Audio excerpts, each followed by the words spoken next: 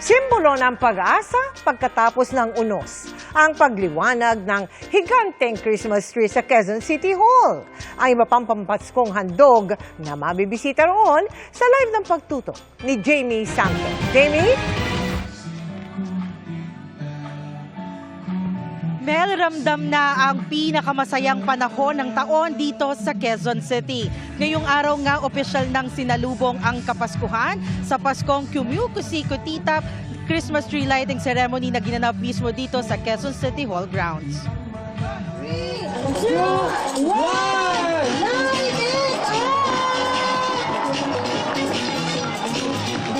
Isang gabi ng liwanag, musika at kasiyahan ang tema ng programa kung saan nagningning ang buong paligid sa pagsindi ng Christmas tree at mga dekorasyong pampasko na pinalamuti sa palibot ng City Hall.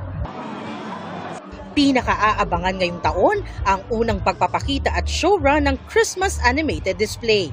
Ang pangunahing atraksiyong magpapasigla sa gabi at magiging tampok ng nightly presentation sa City Hall grounds sa buong panahon ng Kapaskuhan. Tuwing alas 5:30 ng hapon, maaari nang masaksihan ang Christmas animated display ng lungsod na tatagal ng pagtatanghal ng 15 minuto. Kasabay nito, ang pagbubukas ng kanilang Christmas Bazaar, kung saan tampok ang mga lokal na produkto, pagkain at mga pwedeng pangregalo para sa maagang pamimili ng pangregalo ngayong Pasko. Alas 3 pa lang ng hapon, pwede na yan silipin, gaya ng ilang nakiki-Christmas shopping na.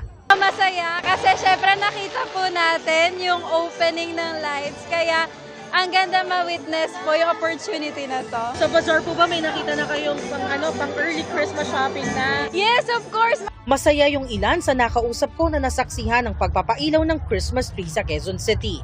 Sa kabila raw ng sunod-sunod na pinagdaanan ng bansa, tuloy pa rin ang Pasko. Po kailangan na maramdaman pa rin po natin yung diwa ng Pasko kasi doon po natin mararamdaman kung gaano kasaya maging Pilipino. Sa kabila ng pinagdadaanan natin, we should always be grateful at pagdiriwang natin ang Pasko no matter what.